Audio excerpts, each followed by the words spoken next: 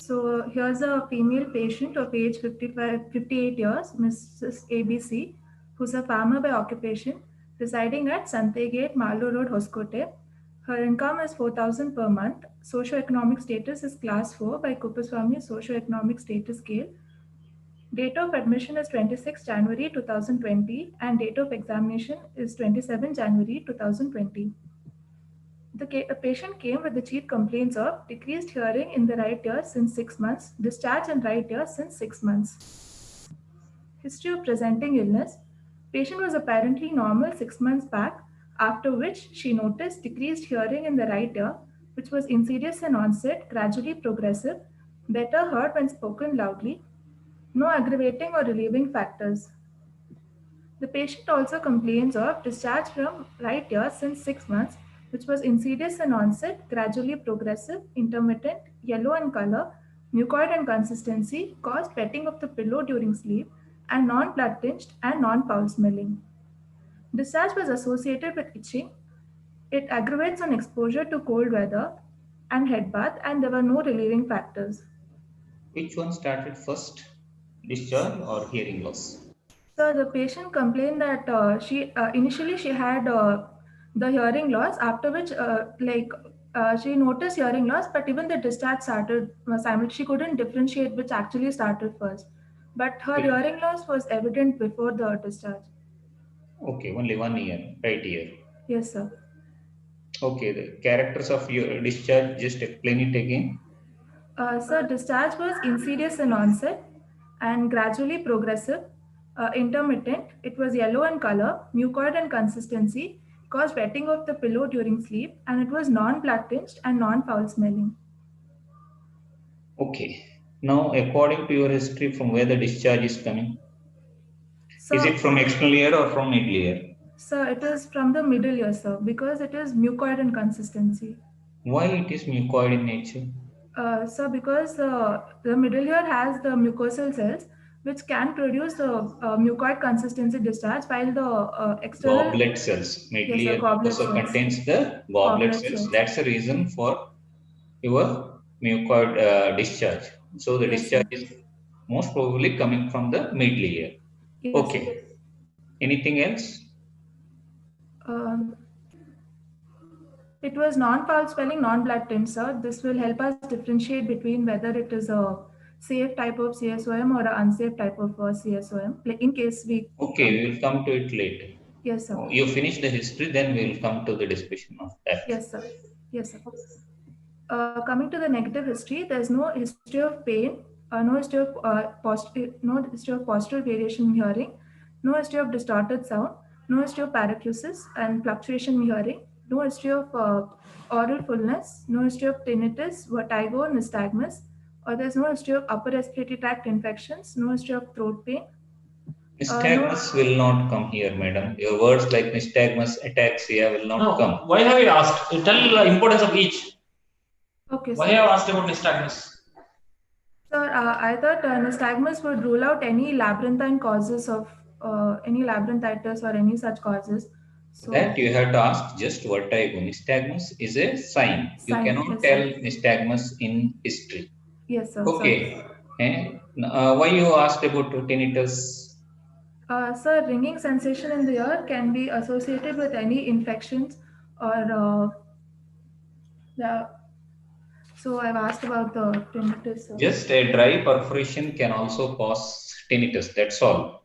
Dry perforation can cause tinnitus. Why you asked about pain, which is a very significant history. Whether CSOM is a painful condition?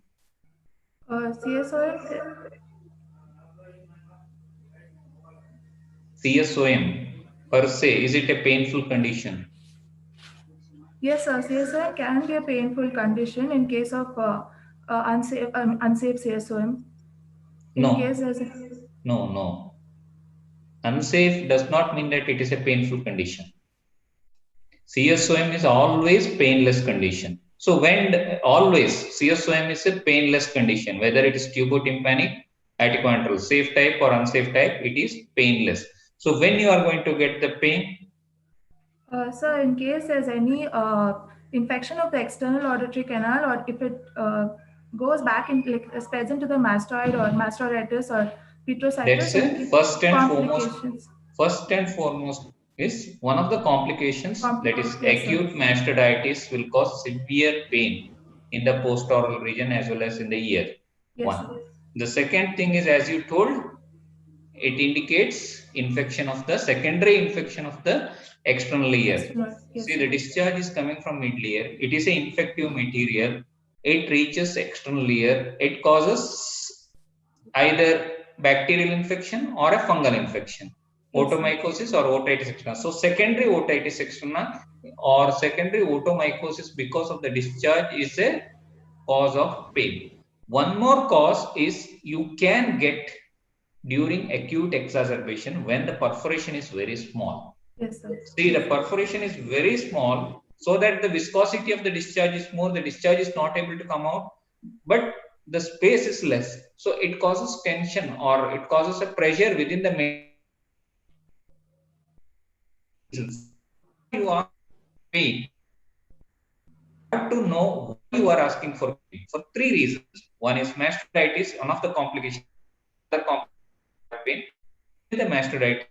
Then the secondary infection of external, and the third, a very small perforation with acute exacerbation can have the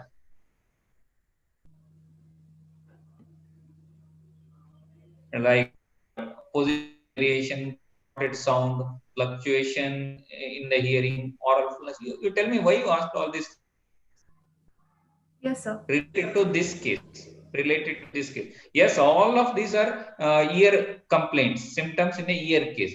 But Yes, sir. are they relevant here? Sir, to rule out certain diagnoses, I thought I should ask all this. Like in case of But your chief complaint is hearing loss and ear discharge. yes, sir. So why you are asking about fluctuation in hearing? Okay, you can ask during the course of discharge, the hearing will be lost. It is dry, it may be better like that. But rest of the things like positional variations, all these things, positional variation of what you mean? Of Sir, vertigo? I'm no, sir. I meant like in case of if suppose there is a secretory otitis media, sir. If the fluid is very thin, then with the change of the posture, in case of supine or sitting, then the hearing, the audible level of the patient might change. So I thought I should ask the positional variation to see like what kind of secretion it might be, or if the secretion is affecting the hearing of the patient. You mean serous otitis media? You are going to present with these complaints, hearing loss and ear discharge? Uh, hearing loss is Yes, a complaint, sir, but ear discharge is not definitely a complaint of it serious is not otitis. at all a complaint. Serous otitis media is a condition where there is no discharge. You Yes, have to sir. remember that serous, usually the undergraduates, you people, the mistake you do even after telling repeatedly that serous otitis media means you tell the discharge is serous in nature. No, it is. What is the definition of serous otitis media? So the feeling of sterile fluid in the middle ear compartment, sir, Yes, collection without of any sterile infection. fluid or a glue-like Yes, thick sir. viscous fluid within the mid layer. So it will, but the tympanic membrane is intact. Yes, There sir. is no perforation, there is no discharge. Understood? Yes, sir. So serous otitis media will not have any discharge. So you Yes, need sir. not ask all these things. Pain, okay. Vertigo, okay. Only two things I recommend. Yes, next, continue. What else? Negative history you have asked. History of there's no history Yes. of fever, no Okay. history of nausea and vomiting, no history of giddiness, no history of headache, no history of facial weakness, no history of irritability or neck rigidity, no history of ataxia. I should remove that, sir. No history Yes. of visual defects or diplopia, no history of swelling around the ear, no history of trauma and surgery. Okay. You tell me why you asked all this negative history. Yes, sir. Fever because it's the like the complications like mastoiditis, petrositis, all that meningitis all can present with fever, and also Mainly in the case of intracranial acute, complications. yes, Okay. sir, and also in case of exacerbations, acute suppurative otitis media can also have fever. So I asked for fever and nausea, vomiting, and giddiness and headache for intracranial complications like abscesses or where the intracranial pressure is raised, and facial weakness if there's any seventh nerve facial nerve palsy, uh, Okay. irritability and neck rigidity to rule out meningitis in case if that's a complication, and Okay. visual defects and diplopia to rule out petrositis, um, the the sixth cranial nerve, the lateral rectus muscle if it is affected, and swelling around the ear to rule out mastoiditis, and trauma and surgery like Mastoid abscesses. Spelling mastoid abscess. for mastoid abscess. See, Yes, sir. your intention by taking the history of a ear case. Usually, the patient comes with two complaints. One is discharge, the second is hearing loss. These are the usual two complaints. Third may be what they are coming, maybe pain. Yes, These sir. can be the patient with ear symptoms coming to a ENT surgery, mainly for your exam case, what we are talking. Yes, There sir. are many symptoms, but ear case, CSOM case presents with discharge and hearing loss. Okay, Yes, sir. now your intention while taking history should be, you should segregate whether it is a safe type or unsafe type, first thing. Yes, sir. Okay, as you told, depending upon the history of ear discharge, you should be able to tell is it a safe type or unsafe type. The second thing, is it associated with complications? For that, you Yes, have to sir. ask the various negative history. We'll come to it again. And the third history, whether anything is contributing for your symptoms. Go to previous slide. Previous slide. Previous slide. Yes, sir. Yes. See, there you have asked about no history of upper respiratory tract infections and throat pain. That's a very important point you have mentioned. This has to come. The third part. First is which type CSOM. The second is whether there are any complications. The third you have asked about throat and nose symptoms. Because throat and nose symptoms, they can contribute for ear discharge. If the patient child, you have to ask about history related to adenoids, tonsils, deviated nasal septum, sinusitis, or rhinitis. Usually, acute rhinitis, acute tonsillitis, acute adenoiditis, they will be followed by exacerbations of CSM because they will be the culprits there. You predisposing factors. So you have to ask these things. This will indicate that you are very much into the case. Yes, Okay. sir. See, you have to get, I will not ask again what are the complications. What are the Yes, sir. complications of CSOM? When you ask this history, I won't ask you what are the complications because you are above that level. That indicates that you know what are the complications, what history you have to ask for each complication. Like as you told, pain for mastoiditis, vertigo for labyrinthitis, facial weakness or drooling of saliva or epiphora for facial paralysis, or raised intracranial pressure, that is fever, vomiting, nausea, headache. These are the symptoms. Or also blurred vision, blurring of vision, photophobia. They Yes, are sir. the symptoms for raised intracranial tension. For meningitis, you have to ask about neck rigidity and irritability. You can ask also about weakness of the limbs, then altered conscious. Some patients, they may be drowsy, like that. So, Yes, or sir. history of seizures. So Yes, these are sir. the symptoms, negative history. That's what they tell. These are the symptoms which indicate that the patient may be developing a complication, imminent complication. What you tell, the next the patient is going to have complications. So, or it may indicate that there are some underlying complications. That's why it becomes very important you ask this history. Then you go with any throat complaints or nose complaints if the patient has. Yes, So, sir. before going to that, something related, very important aspect, the first point what I discussed. Go to previous slide. Discharge. See here. So because many of you have not finished ENT subjects, maybe online classes. So just I will give you an outline. There are, in just 3 minutes, I will tell you, just there are two types of CSOM. When you call it as CSOM, when there is a permanent disease, like there is a permanent defect in the tympanic membrane and the patient is having a ear discharge of more than 3 months duration. If it is an acute condition, ASOM, then it will be a painful condition and usually history will be less than 3 weeks. So CSOM, chronic, never use the word CSOM when you are presenting a case. You should present it as a chronic otitis media or chronic suppurative otitis media. It is of two types, as you mentioned. You have different terminologies: safe type, benign type, tubotympanic type. All are same. Or the latest classification for this is the mucosal type. That's a more standard word which is used nowadays. Mucosal type. So safe type, benign type, mucosal type, or tubotympanic type. This is a one set or one disease. Why it is safe or benign? Because it rarely causes complications. 99% of the complications are due to the second type of CSOM. So we take it as safe type. The one more thing, tubotympanic. Why it is tubotympanic?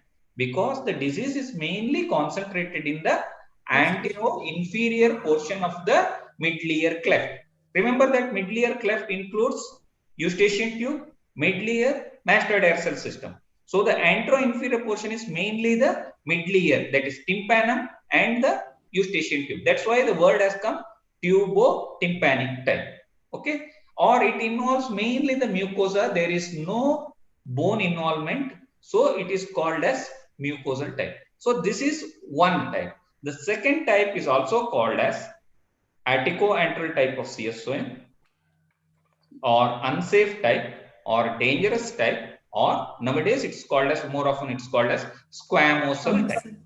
Squamosal type. Why it is squamosal type? Because nowhere the middle ear mucosa is lined by squamosal cells. But here the main pathology is a condition called as cholesteatoma. You have to remember that cholesteatoma is a pathology in atticoantral CSOM, which is responsible for all the events, whether it's a complication or bone destruction, everything is due to cholesteatoma. So we have atticoantral disease. This cholesteatoma is a pathology which is capable of giving rise to complications. 99% of the complications will occur due to these things. So we have, it is also called as unsafe type or dangerous type. Understood? Yes, sir. Is it clear cut why it is unsafe and dangerous? Because it is associated with complications. It is called as atticoantral because the disease is mainly concentrated in the attic region and the mastoid antrum. Attic region, that is epitympanum, upper part of the middle ear, epitympanum. Middle ear contains epitympanum, mesotympanum, hypotympanum. The disease is mainly present in the epitympanum to mastoid antrum, additus and mastoid antrum. So that's why it is called as atticoantral. So the disease is more often involving the posterior superior portion of the middle ear cleft. So we have atticoantral and tubotympanic, which is a older classification. Nowadays it is either squamosal type or the mucosal type. According to your history, you should be able to differentiate which type of CSOM it is, depending upon the character of the discharge. Then you go for examination. What are the findings you get in each case? So the discharge in tubotympanic, how it is? You can you explain? You have already told. You tell me. Yes, sir. The discharge is copious in amount. It is Right. mucoid in consistency. Right. And it is non-foul smelling, non-blood tinged. That's the most important factor. And also the amount, it is profuse or moderate to profuse in nature. It is mucoid in consistency. And most often it is the third point you told, that it aggravates to exposure to cold weather and head bath. That is, it is intermittent in nature. This is the fifth point. You should tell about the quantity, quality, frequency, then the smell, and is it blood stained? So these are the 5 things you have to ask when there is a ear discharge to rule out whether it is a tubotympanic or a aticoantral CSOM. Usually, you will be at undergraduate level, you will be given a straightforward case of tubotympanic disease in Karnataka. In Kerala, you can be given an aticoantral CSOM, I'll tell you frankly. But in Karnataka, you will be given a straightforward case of tubotympanic disease with a clear perforation. So you can straight away, even if there are some here and there also, you can take that it is an intermittent yellowish discharge, mucoid or mucopurulent discharge. So these are the features. Now coming to your second part, or the cholesteatoma or aticoantral CSOM. What are the features, characters of ear discharge? The discharge is scanty in amount. It is usually foul smelling, and it is blood stained, blood tinged. And more often blood stained. Okay. Then and it is constant, so it's not intermittent. Yes, like it is a continuous or a constant in nature, because the disease is a continuous process, so it will be there permanently. Yes, sir. Okay. So the moment you tell blood stain discharge, foul smelling discharge, the next question from the examiner will be, what are the causes for blood stain discharge? Can you enumerate? Yes, sir. The causes for blood stain discharge can be unsafe CSOM. Right, first, right. Malignancies. Right, malignancy of the external and middle ear. Second, right. Any trauma to the middle ear. External, not middle ear, external ear. Very common. External ear trauma. Maybe road traffic accidents or instrumentation or anything, or even foreign bodies can cause it. And one more thing you have not told, very important. It does not aggravate or leave on. No, about the blood stain discharge. One more. One of the benign tumors of middle ear. Glomus tumor. Glomus tumor. You have to mention about the glomus tumor, because that's a very important condition. And the typical feature is the patient will have a pulsatile bloody. So you tell. See, the moment you are asked what are the causes for blood stain discharge, aticoantral CSOM. Next is the glomus tumor, instrumentation. These are the 3 common causes, or fourth one can be the malignancy. Now, where you get foul smelling discharge? Obviously, aticoantral CSOM. Right. Now, the questions will be related to this. Why there is foul smelling discharge? Why there is blood stain discharge? So, foul smelling because there's enzymatic degradation of the bone and the surrounding tissues, sir. And also because of the bone destruction. That's a outward. Because of the bone destruction causes the necrosis of the bone will result in foul smell. Foul smelling discharge. And blood stain discharge. Granulation tissue and the degradation of the bone and the surrounding Again, structures. same. It is due to bone destruction and the granulation tissue. What is granulation tissue? You have to know that. What is granulation tissue? So along with the destruction, there's side-by healing process also occurring. Right. The healing process there will be proliferation of the tissues, osteoblastic activity that results in granulation tissue. This can bleed. This is a very vascular structure. This can bleed. Okay. Yes, the third thing is sometimes you can get bleeding because of the oral polyps. Polyp is again a granulation polyp which can herniate. The middle ear mucosa can herniate through the perforation into the external ear. That can bleed. Instrumentation or just drying effects also can cause the bleeding from the ear. This, remember that oral polyp can occur with the tubotympanic disease also. Okay? Yes, sir. But granulation polyp usually occurs with aticoantral CSOM. Aticoantral, yes, sir. Okay. Now the last thing what you explained here, aggravated on exposure. This is a very important factor when you are taking history. You have to tell when there is usually the tubotympanic discharge when it gets aggravated. So, on exposure to any cold weather, temperature, or any infections of the upper respiratory tract. Upper respiratory tract. See, usually in tubotympanic disease, the cause is ascending infection from the nasopharynx or oropharynx, ascending via the eustachian tube.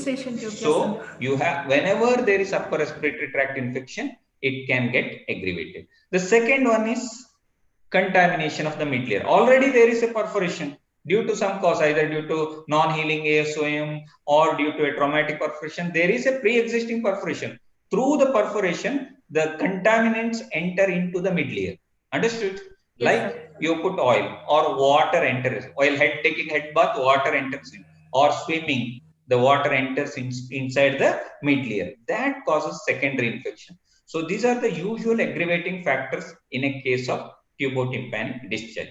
The relieving factor is usually, one of them is the treatment of the cold. More often when you treat cold, so it will. So now your history-wise discussion. Now you have come to, you tell me what is your provisional diagnosis. So safe type of CF, chronic suppurative otitis media, Okay. which is of safe for the tubotympanic type. Right. Next. Uh, You have ruled out all the complications. So it is without complications. Complications, yes, sir.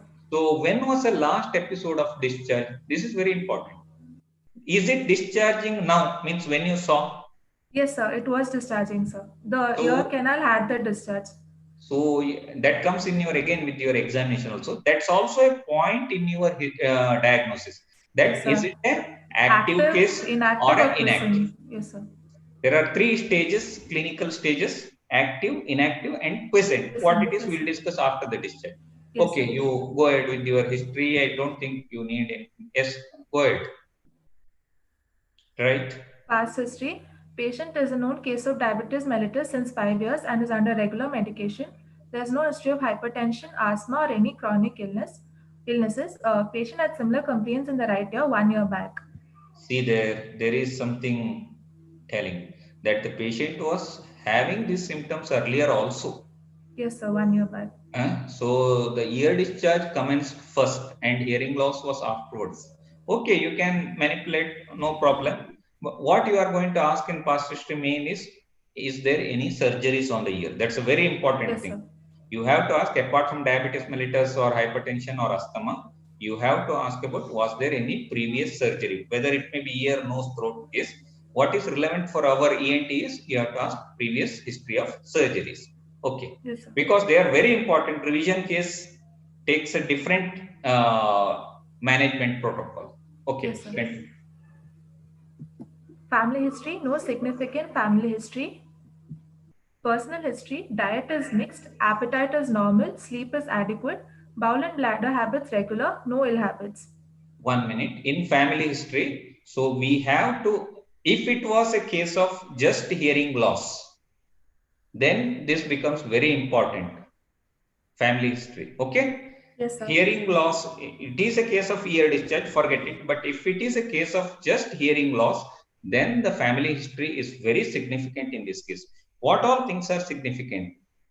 One is other members of the family having similar children, other children also having deaf mute children. One thing.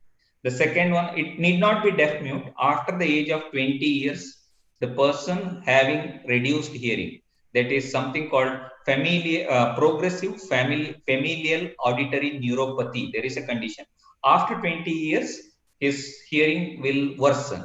That's the second condition. And also you should ask one of the very common thing which we forget is about consanguineous marriage. Why it is important here? So certain genetic disorders can pass on easily if it is a consanguineous marriage. So rather than that, related to hearing loss, why consanguineous marriage is very important? We have noticed that the previous studies that if you take a pool of deaf mute children, if you take retrospective history or if you take the statistics data of the deaf mute children, you come across that 40% of the children, they give history of either first degree or second degree consanguineous marriage. Understood? Yes, sir. Deaf mute children, if you take a history, they give 40% statistics. They tell that there is first degree or second degree relatives. The marriage, the parents were first degree or second degree relatives. So first degree cousins or second degree cousins. Remember, vice versa is not true. Yes, sir. Please, because don't tell in your family that 40% of the consanguineous marriages will have deaf mute children. Be Yes, careful. sir. I am telling only that the deaf mute children, 40% history is there of consanguineous marriage. Yes, Understood? sir. Yes, sir. Okay. Be particular, because there may be so many already marriages, or you should not think like that. That incidence risk is there, but risk is less. Yes, Okay. sir. Okay. So these are the three things. If it is a hearing loss, you have to ask this family history relation. Yes, sir. Also, if it is just a hearing loss, you have to ask other things like trauma, drugs, any ototoxic drugs, Yes, sir. trauma, these things. Okay, continue. Summary. This is a case of a 58 years old female farmer, a known case of diabetes, presenting with complaints of decreased hearing in right ear 6 months and discharge in the right ear since 6 months, with similar complaints in the past 1 year back, which was 1 year back. Okay. Okay. Coming to general physical examination, patient aged about 58 years, conscious, cooperative, well oriented to time, place, and person, moderately built and well nourished, height 160 centimeters, weight 70 kg, BMI 27.3 kg per meter square.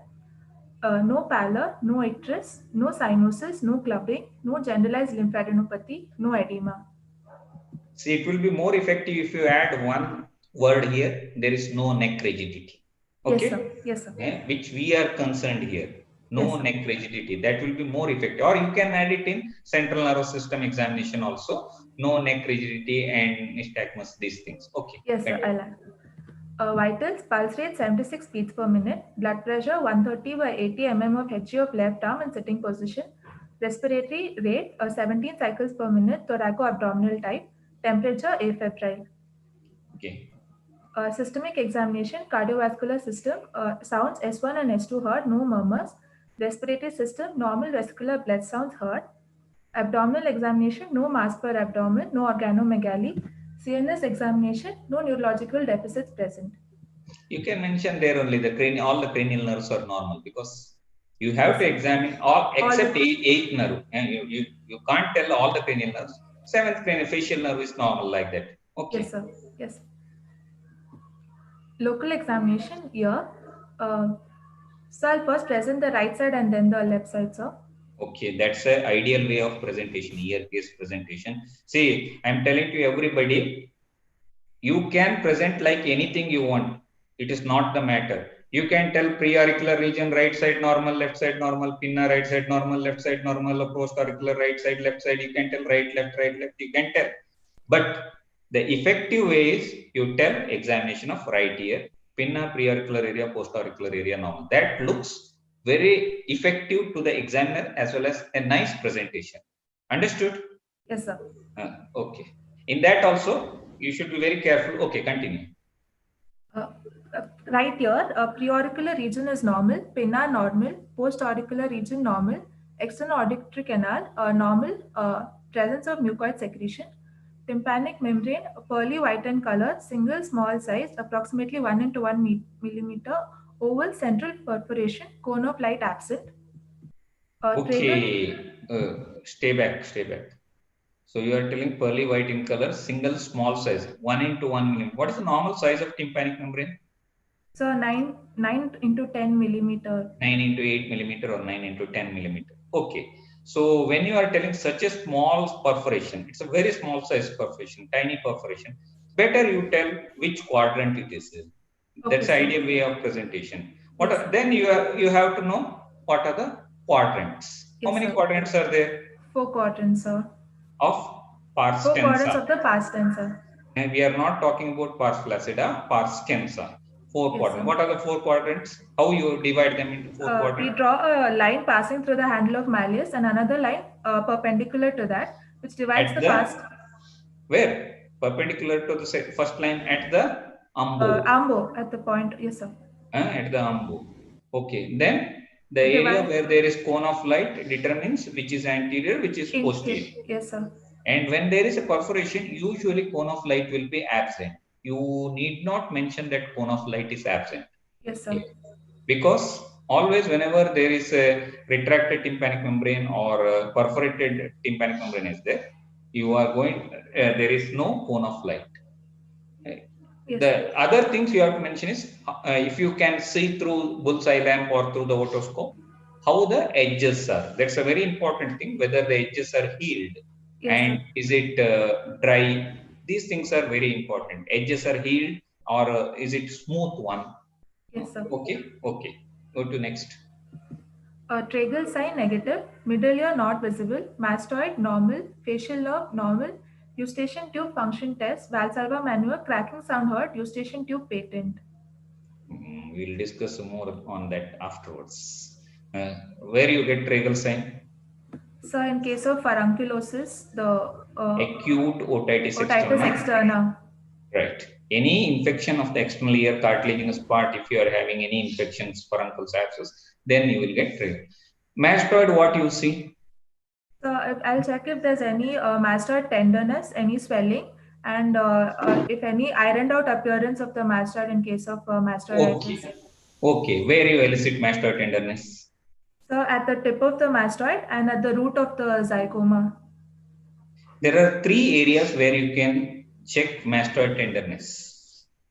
One is tip of the mastoid. Second is over the cortex, or what it corresponds to the McEwan's triangle, the McEwan's cortex triangle. of over the antrums. And the third is over the Simba concha. Simba concha is a depression present in the pinna. You check it in your ear only. If you press it, it corresponds to the mastoid antrum. These are the three areas where you elicit mastoid tendon. Very important, very commonly checked is the tip of the mastoid. So these are the three areas where you check for mastoid tenderness. So you have asked palpation wise, you have seen for tragal tenderness, mastoid tenderness. Middle ear, usually if it is a larger perforation, you can see the interior of the middle ear mucosa or ossicular chain. How is it? This can visualize, but because this is a very small perforation, you may not see. Okay. Left ear. Left ear, pre-auricular region normal, pinna normal, post-auricular region normal, external auditory canal normal, tympanic membrane pearly white in color. Tragal sign. Here you can mention cone of light is normal, but not in right ear. Okay. Yes, sir. Tragal sign negative, middle ear not visible, mastoid normal, facial nerve normal, eustachian tube function test, tympanic membrane moves outward, eustachian tube patent. See how you are going to do Valsalva maneuver. So we'll ask the patient to pitch his nose and try to blow out the air through his ears. So that pressure, which like if suppose the eustachian tube is patent, that pressure goes into the middle ear and the tympanic membrane bulges outward. Now just I will tell you to imagine, use your common sense, where you are building up the pressure? In the nasopharynx, yes or no? The positive pressure you are developing in the nasopharynx, which is inflating both the eustachian tube. Okay. Now, when one ear is perforated, how the other tympanic membrane can bulge out? Oh, yes, sir. Yes, sir. Yes or no? Yes, sir. That's why I told whenever there is perforation, your eustachian tube function test with Valsalva maneuver will not work. Yes, sir. Okay. Yes, sir. There are other ways how you check for eustachian tube. You can put a ear drop also if the patient gets that bitter taste in the mouth after 5 minutes, or you put methylene blue dye, and then you can assess is it functioning, is it patent or not. But when one tympanic membrane is perforated, you can't check the eustachian tube function by this test. I am telling Valsalva maneuver. Yes, sir. Okay.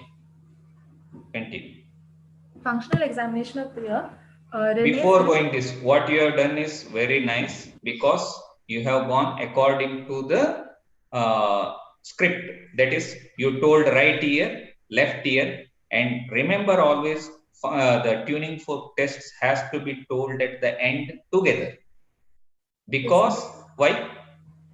In comparison to both, we come to a diagnosis. No, not because of the comparison. You can't check the individual ear with Weber's test. Yes, sir. Weber's test checks both the ears. So you have to tell it together. You tell right ear findings, left ear findings, then go to functional examination. Okay. Functional examination of the ear. Renee's test, right ear bone conduction greater than air conduction. Left ear air conduction better than bone conduction. That is Renee negative or positive on right side? Negative on the right side, sir. Okay. Weber's test, heard better in the right ear and it is lateralized to the right side. I had to I don't know how to put it in one. That's why I told you should put a arrow there which is towards right side. Right side. You should left side there is no arrow. That's why I told Weber's test how you have to put. That's why I told you have to put it in a together, both for right and left ear. So you should put a arrow or a line where the arrow is pointing towards the right side. That is, it is lateralized to the right ear. Side. Okay. Yes, sir. Absolute bone conduction decreased as compared to the examiner. Left side same as the examiner. Fistula sign negative right side, negative on left side. Vestibular examination normal on the right side, normal on the left side. What you saw for vestibular examination? So spontaneous nystagmus. Only that one you are going to see, nystagmus. Nystagmus present or absent. That is usually what is, or fistula sign again comes in vestibular examination. Yes, sir. So what is the interpretation of your tuning fork tests? So Renee's is negative for the right ear, and also the Weber's is lateralized to the right ear. So we can tell there's conductive hearing loss in the right ear. How you are explaining about your absolute bone conduction test? So absolute bone conduction test, it is decreased as compared to the examiner, sir. So what? What? So if there is a conductive hearing loss, sir, then conductive hearing loss. See, absolute bone conduction is the test for cochlear function or bone reserve. Sensorineural, yes, sir. And it is nowhere concerned with the conductive hearing loss. It is only concerned with the sensorineural hearing loss. So you mean that according to your tuning fork tests that there is some sensorineural component also? Yes, sir. So it is a right-sided mixed hearing loss when you put it as decreased. Yes or no? Yes, sir. You agree or not? Yes, sir. You just tell me how absolute bone conduction test is.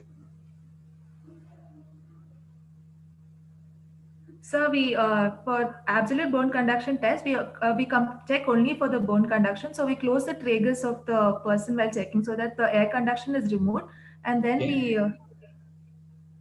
we place the tuning fork on the mastoid of the person. And then when the person tells he stops hearing, and then we place it on the examiner. If suppose the examiner also does not hear anything, then the patient and the examiner has the same level of hearing.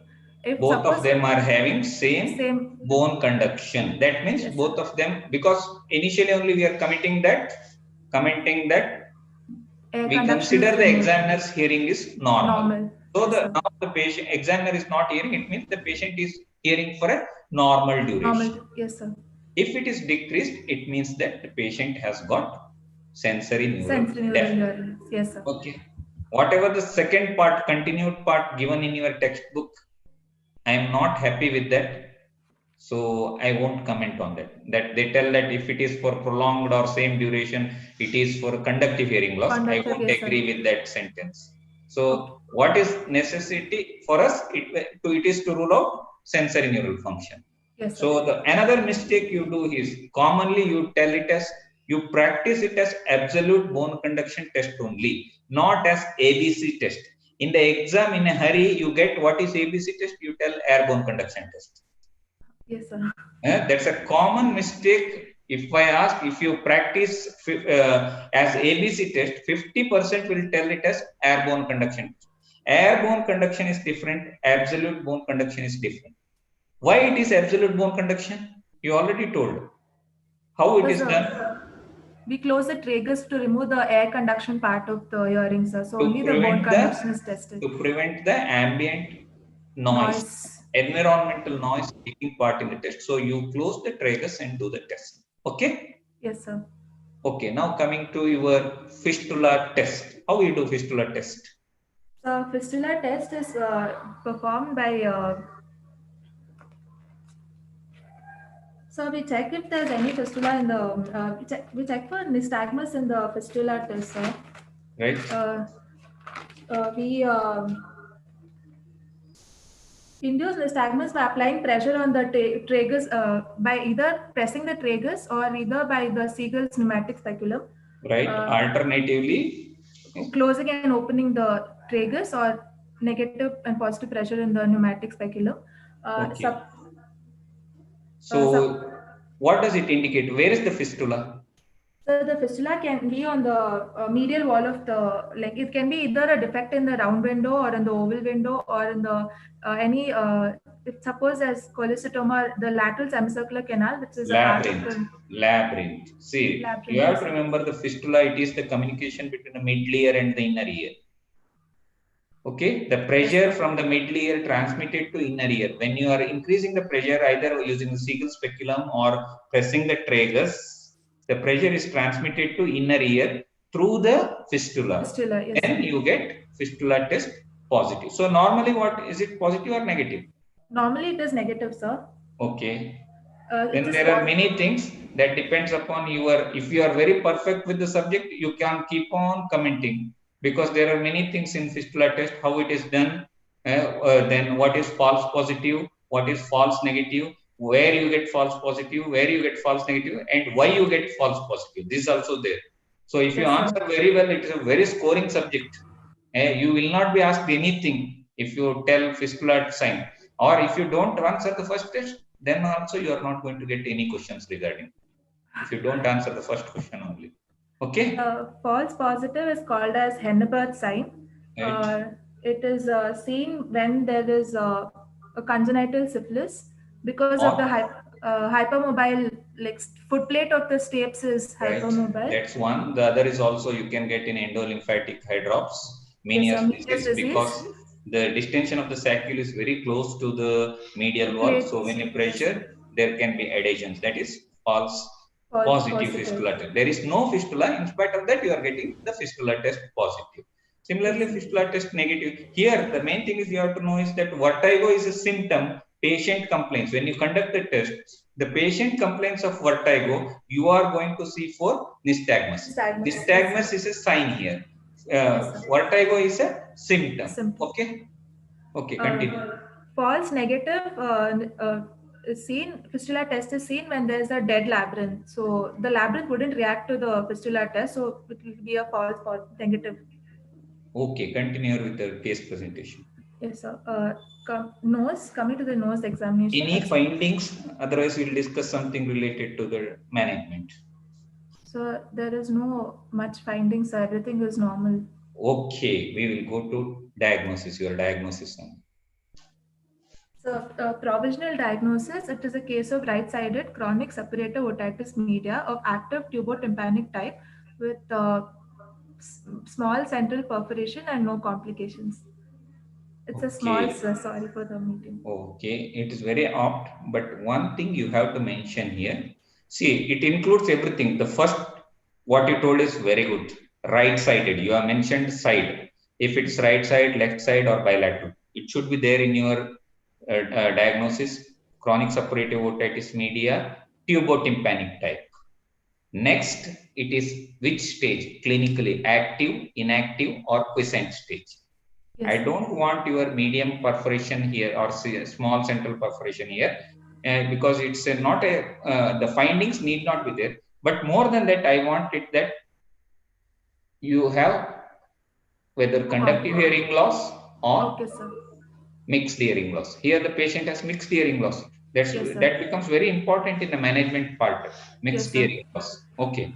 So your diagnosis is right-sided CSOM, tubotympanic type, active, with mixed hearing loss and no complications. Okay. Yes, sir.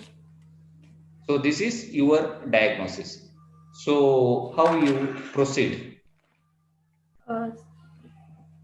So see here, I discussed the history, how you have come to tubotympanic disease. Now the examination findings, why you tell it is tubotympanic type?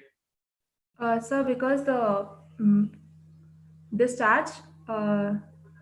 One is nature of the discharge, right? and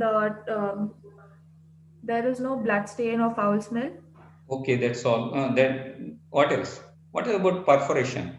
The perforation is it's a permanent perforation, and it's a small size perforation. More than that, small size to what? Central perforation. Yes, sir. And if suppose it was attic, if it was in the attic, it would have become unsafe because it's in the tensor.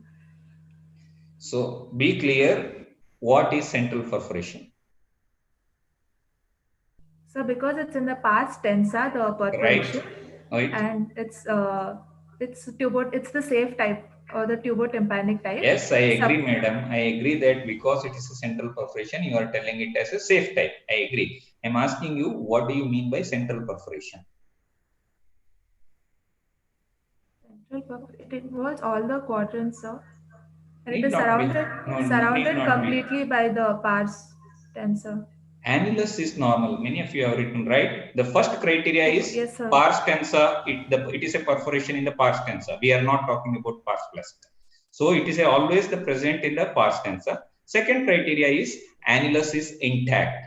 That Yes, is, sir. the edges of the perforation all around has a tympanic membrane, healthy parts of the tympanic membrane. That's Yes, a second part. Understood? Yes, sir. These are the two main criteria. If somebody has written all four quadrants are involved, if all four quadrants are involved, then it is called as subtotal perforation. Okay. So I am not asking about subtotal perforation. Subtotal perforation is also a central perforation. It is a large central perforation involving all the four quadrants. Clear? Yes, sir. See, the central perforation is a perforation in the pars tensa where annulus is intact. Annulus tympanicus is, what is annulus tympanicus? It is a peripheral part of the pars tensa which is thickened, which is anchored into the sulcus tympanicus. Yes, sir. Okay, when this is intact, it is called as central perforation. What is subtotal perforation? Subtotal perforation is again a central perforation, but it's a large central perforation. Yes, Large central perforation. When you tell it is a central perforation, you need not tell again that the annulus is intact. So, yes, sir. what is the criteria to call it as subtotal perforation? There are many things, many people have different definitions. Some tell all the four quadrants are involved. Some tell that the 75% of the tympanic membrane is lost. Some tell that the 2/3 of the tympanic membrane is lost. But I will tell the better criteria is through the perforation, if you can see eustachian tube perforation or the round window, all the three, round window niche, oval window niche, and the eustachian tube opening in the anterior wall, then you can take it as a subtotal perforation. Understood? Yes, because usually the anterior wall of the middle ear is not visible. Through a subtotal perforation, if you can see the eustachian tube opening, then it is quite large perforation. Okay? Yes, sir. What are the other types of perforations? Perforations can be central or pars flaccida. Pars Right. flaccida is called as attic perforation. Pars Okay. tensa can have central perforation or marginal perforation. What do you mean by a marginal perforation? Marginal perforation involves even the annulus, and it can reach the sulcus tympanicus. So, what is the problem with marginal perforation? Sir, it can lead to cholesteatoma because, sir? How it can lead to cholesteatoma? Sir, because the epithelium from the external ear can move on into the middle ear. It can migrate or migration invade. theory. Yes, sir. Invade, Haberman's theory. Right. Invasion of the external ear epithelium into the middle ear, resulting in cholesteatoma. That's why marginal perforation is a characteristic feature of a unsafe ear. Yes, sir. So unsafe ear, you have either attic perforation. So this is not related to this case, but I'm telling you, attico-antral perforation, what are the otoscopy findings you can get? Otoscopic finding. You can get either an attic perforation or a marginal perforation. Yes, somebody has written, right, retraction pocket. You can get a retraction pocket, or you can get a frank cholesteatoma, a dirty brownish or whitish color sac you can get. So these are the findings you get in case of a anticoantral CSOM. Understood? Yes, So sir. this is just, I'm not related to this case, I'm telling about anticoantral CSOM, the otoscopic findings. Okay. So according to here, there is a central perforation. So you, the history wise, the discharge is of tubotympanic type, and even the findings are of tubotympanic type. So your diagnosis is CSOM of tubotympanic type. How do you proceed? So we'll do culture and sensitivity of the ear discharge. Right, very good. First and foremost, because it's actively discharging case, you Yes, do sir. ear swab culture and sensitivity. Okay, how it will help? So it will help us like in the treatment of the patient, which antibiotic to choose. We would have Right. started the patient on broad spectrum, and then we can switch on to the sensitive antibiotic of the patient. Okay, And what's the commonest organism you isolate in tubotympanic type? so Pseudomonas, Pseudomonas. Okay, then Proteus, E. coli, Staph aureus, and okay, anaerobic streptococci. right. Which next investigation? Sir, X-ray of the sculler's view for the ear and mastoid. X-ray of the both mastoids. Yes, sir. Remember, it is both mastoids. Either it's called as Schuller's view. If you can't recollect the word, put it as lateral oblique view. Okay, Yes, lateral oblique view or Schuller's view. yes, sir. Okay, what you are going to see? So we'll check for the if the infection has gone to the mastoid, if there is any infection in the mastoid, if the pneumatization of the mastoid is absent, or and if the ossicles condition and You the can't see all this on X-rays, ossicle condition or mastoid. You can see the mastoid cell system, which mastoid pneumatization. Is it a, what are the two types of mastoids? sclerotic and Pneumatized, pneumatized, sclerotic and cellular or pneumatic. pneumatized. This is where, or third one is diploid type. Diploid, yes, sir. This is very important while dealing with the surgery, because why this is, see, you are doing investigations to know, you, it should help you in your management, yes or no? Yes, sir. Simply it is not the case. So why, how it will be helpful in managing a case? See, sclerotic mastoid is very hard. So Yes, sir. if you start drilling it, it will take minimum 5 minutes to reach the mastoid end. Yes, sir. Whereas cellular mastoid or pneumatic mastoid is, it is not, I'm not telling it is brittle or not, it's not soft, but the moment you put your mastoid drill, there are chances that you are entering into the antrum, Yes, sir. because it's all are air cells. So you can enter into anywhere, either you can enter into dura, you can hit facial nerve, or you can hit the ossicular chain, which can result in sensory neural hearing loss. So Yes, sir. you are, well, you should be very careful doing surgery in a pneumatic mastoid. Sclerosed mastoid, you will have a control over your drill, because it is hard bone. Whereas the pneumatic mastoid, it is very easy to enter, damage the structures. Understood? Yes, sir. That's the one thing. The second thing is, you know about the bone erosion, not the ossicular erosion, bone erosion, the Yes, sir. evidence of cholesteatoma. The cholesteatoma appears as a radiolucent cavity with either dural plate or sinus plate being eroded. Yes, sir. Okay, or the external artery meatus posterior wall being eroded. So you can see these structures. Also, some other points are there, that whether it's a low-lying dura, anteriorly placed sigmoid sinus. These also you can know by doing this X-rays. Okay, what other investigation? The audiogram to know the the level Which of type? Be specific. Which type of audiogram?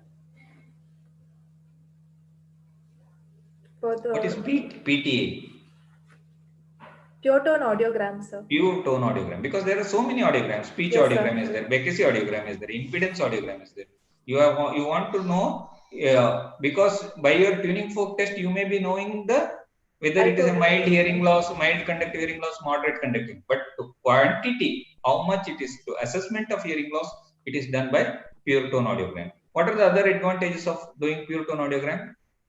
We can tell whether like in future if hearing, if suppose there's sensory hearing, neural hearing loss, then whether or not hearing aid should can be used or not, and Okay. then the degree and the type So of you hearing can loss. know degree of hearing loss, type of Type of hearing loss. hearing loss. Very important is it is a very important medico-legal document. Yes, sir. And your workup should contain pure tone audiogram. Then, as a statistics improvement to know pure tone audiogram, it's done that how much improvement in airborne gap has occurred pre-operative and post-operative. Okay. Also, Yes, if you want in future or any case you want to advise hearing aid, then hearing aid is not a treatment for CSOM. Remember that. in case, yes, sir.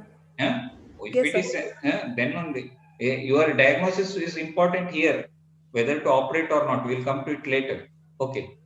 So these are the advantages of doing pure tone audiogram. Audiometry. Do you know what is patch test? Sir? Patch test.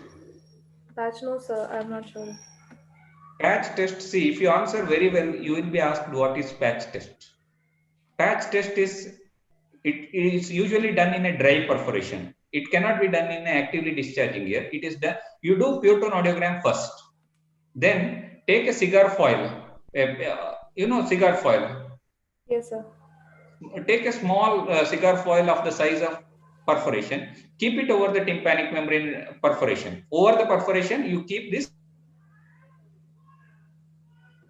If airborne gap improves, it means that there is only tympanic membrane perforation. You are going to seal the perforation or patch the perforation. If hearing improves, then it means that Yes, there sir. is Yes, only sir. tympanic membrane perforation. There is no ossicular chain Yes, discontinuity. sir. Yes, sir. Okay. Yes, sir. That's the significance of patch test. Any other investigation you want to do? Because it's a discharging ear, you want to see it under microscope? Yes, sir. Under the microscope to see if there's any granulation or polycytoma or any other Okay. Examination under microscope. microscope. See, now your management protocol depends upon the clinical stage, whether it is active or inactive. This is active case. What you will do? So first, treat the discharge and reduce the discharge and reduce the inflammation and infection, and then post the patient for surgery if required. I mean, if the patient has perforation, sir, so we have to do myringoplasty. See, that depends upon the patient's complaint. If Yes, his sir. symptom is mainly discharge, you have to make it dry. Yes, sir. Okay, the discharging ear, you have to make it dry. If it is inactive ear, his complaint will be hearing loss. Then straight Yes, away your aim is to make it improve the hearing. Yes, sir. Improve the hearing by doing surgery. Okay. Yes. You have to be very clear cut in this. So how do you manage this active case? First, reduce the discharge, infection, and the inflammation of the ear. Make it a dry ear. Reduce the infection. How So we'll treat with antibiotics first and reduce the discharge of the and ear toileting. Remove the discharge and the debris if anything is present. And what then, do you mean by ear toileting? What are the ways of ear toileting? Sir, syringing, suction. Syringing should be the last option, madam. Syringing is contraindicated in presence of a perforated eardrum. Yes, sir. So here either it should be suction, dry mopping, or wet mopping. Yes, Dry mopping means you take a dry cotton and clean it. Wet mopping, either you can use hydrogen peroxide and you can clean it, or saline also can be used. Syringing better not do in the presence of a perforation because it results in infections. Infection, yes, sir. And also there are chances of dislocating ossicular chain more. So you have to be very careful while doing syringing. Yes, so now you told antibiotics. Given the choice, topical antibiotics or systemic, which one you will prefer? Or since the infection is there's profuse discharge, systemic antibiotics. Okay, what you're telling is because the discharge is profuse, you want to use systemic, but you want to deliver it to the site. So the better actions usually, if there is sensitivity is there, then you can go ahead with topical ear drops only. Yes, sir. Okay. Can you name some topical ear drops? Sir, cefoperazone, ceftazidime. Topical ear drops. Okay, sir. Gentamicin, neomycin, streptomycin. Streptomycin ear drops you have heard. Don't use all mycins, madam. Streptomycin only IV antibiotic is there. There is no ear drops. No topical preparation of streptomycin. In aminoglycoside group, you have neomycin, gentamicin, and tobramycin. Okay. Yes, sir. Then what else? Any other group? Right. Somebody has written ciprofloxacin. Cephalosporin, there is no ear drops, madam. Cephalosporin ear drops are not available. Only aminoglycosides. The other group is ciprofloxacin, ofloxacin, gatifloxacin drops are there. Then Yes, one more group which is available is chloramphenicol drops. So these are the drops, polymyxin, bacitracin. So these ear drops are available. Just because in ENT, you are supposed to know which are the topical ear drops, what are the topical nasal drops. These are also very important. So you have to know these things. Okay. Now the ear is dry. Do you want to give any suggestion to the patient? To undergo surgery for the hearing, sir. Okay. Before that, any precautions you advise? To avoid water entry into the ear Okay. and blowing through the nose. Okay. Swimming, diving, and also use the ear plugs. And precautionary, if not this case, if tonsils or sinusitis is responsible, get operated on that. That can help reduce the infection. Okay, predisposing factors has to be treated. If tonsils, adenoids, or deviated nasal septum or polyps are contributing for the etiology, then you can clear those diseases also. Okay. Yes, sir. Okay. Now, what is the surgical options?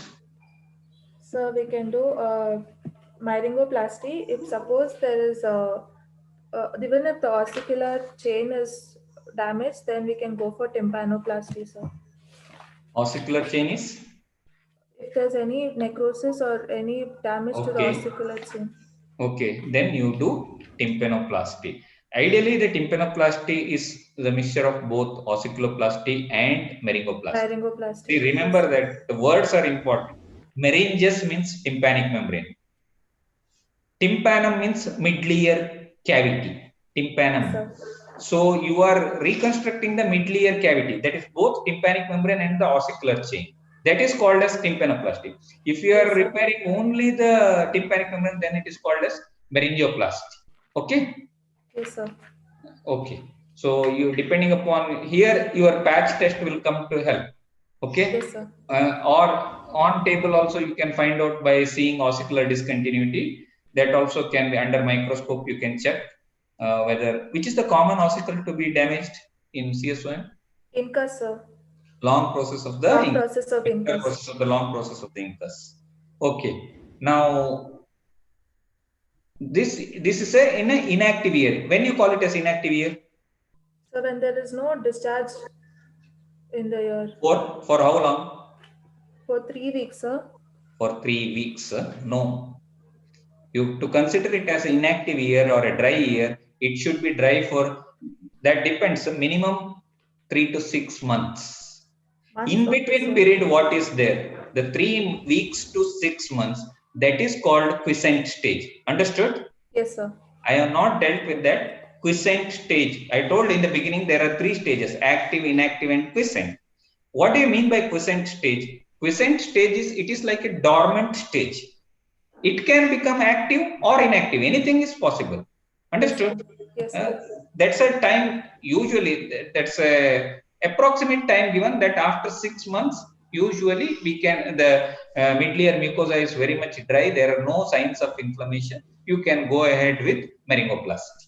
Okay. Yes, whereas if it is earlier, or if it is not responding to medical line of treatment, then what you will do?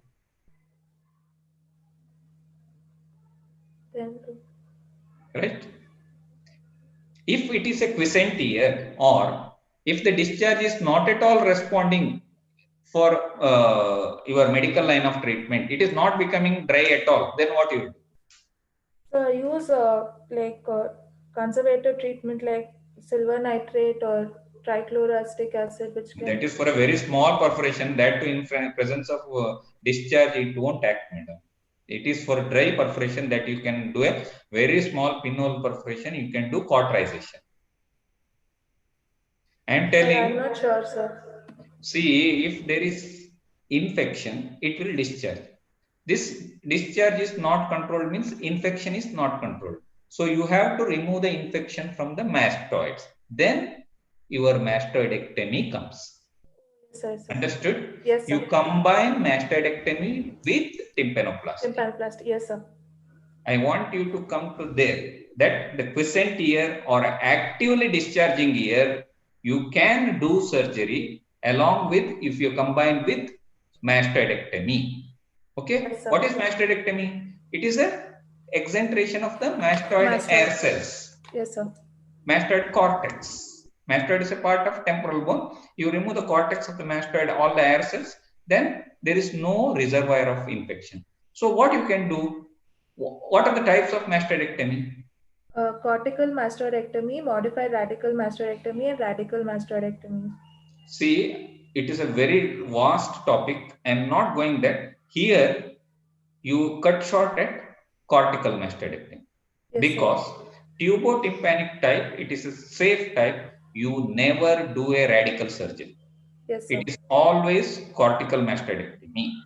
Yes, your first line, see, it is a inactive ear, dry ear means you do meringoplasty or tympanoplasty. Yes, if the infection is not at all controlled, then you combine cortical mastoidectomy with the tympanoplasty. Yes, sir. Okay? With the tympanoplasty. Both words should come, cortical mastoidectomy with tympanoplasty. Okay? Yes, it is the safe type of ear, so you do cortical mastoidectomy. So, just to finish off these things, the discussion, what graft materials you prefer in meringoplasty? So temporalis fascia can be used. Right. Then why you prefer temporalis fascia? Sir, at the same sitting, like the temporalis fascia can be. Not same sitting, madam. With the same incision. site, yes, sir. Same incision. Same incision, you can harvest the graft. One. The second, the BMR is very low. Basal metabolic rate is very low. So the graft rejection is less. The third, the thickness of the fascia and the tympanic membrane is almost similar. So yes, the results are good. And you can harvest a large graft. See, the tympanic membrane is hardly 9 by 10 millimeter. You can harvest a graft of almost 3 by 3 centimeter from temporal fascia. Yes, so large graft can be. These are the 4 reasons why you prefer temporalis fascia. Yes, or if it is a revision case, then what you will prefer? So we can use perichondrium. What perichondrium? So of the tragal perichondrium. The tragus of the ear and tragal perichondrium we can use. Dura from same patient? Can you use dura from the same patient? No, sir. Huh? I don't know, sir. What happens if you use dura? Sir, there can be otorrhea. There will be CSF leak, madam, if you use dura from the same patient. So you can use cadaveric dura, but there are risks of developing encephalitis. The studies are telling that the chances of encephalitis is there, but still the few few people they still do with cadaveric dura. So these are the usual materials. You can use any rectus abdominis sheath, this fascia lata, all these things can be used. Yes, but vein graft can be used. But the results are good and easy to do with temporalis fascia. Okay. If you want to do ossiculoplasty, then what you will do? What are the graft material you use? So for ossicles also, the you can use the same incus. See, only the tip of the incus is gone. You can reshape it and you can use it. or Yes, you sir. can use the tragal cartilage, or you can use the septal cartilage, stored septal cartilage. Some other patient you have done septoplasty, that crest you can use, or nowadays even you can use the artificial Artificial, prosthesis. yes, sir. Prosthesis Like of plastic, polyethylene, hydroxyapatite implants, and titanic implants, titanium TORP, implants. they are called as TORP and PORP. TORP means total ossicular Total loss, replacement prosthesis, PORP, partial, PORP, partial partial ossicular replacement prosthesis. prosthesis. Okay, so this is the brief discussion what I can do about the management. Now coming to your doubts, I think we'll discuss some doubts. Yes. No, only answers there. Members, do you have any doubts? If you have any doubts, you can ask sir directly.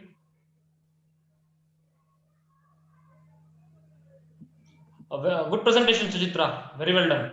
Thank you, sir. Okay, still management we have to discuss in detail. Hopefully, sir will take another class about this, because since you are the beginners of third years, sir he didn't want a detailed discussion about management and all. So we will keep it as a class some other day. Okay, about management, all the operations we will discuss as a class on some other day. Okay. Today Yes, we sir. just had a clinical discussion. Wonderful, you did really well. Okay. Thank you, sir. Yeah, no doubts then. So let's end this session. Take a 10 minutes break and join us. We'll have a very basic and most important discussion coming up, that is about fever. Okay, fever, about case challenge. So many case scenarios will be discussed, and if a patient comes with fever, it can be anything. So the discussion can go anywhere. So please join us after a 10-minute break at 6 o'clock. Thank you so much. Thanks Thank you, for sir. and special thanks to our mentor and our supporting Ravishankar sir. Thank you so much, sir. Thank you. Yeah. Thank you.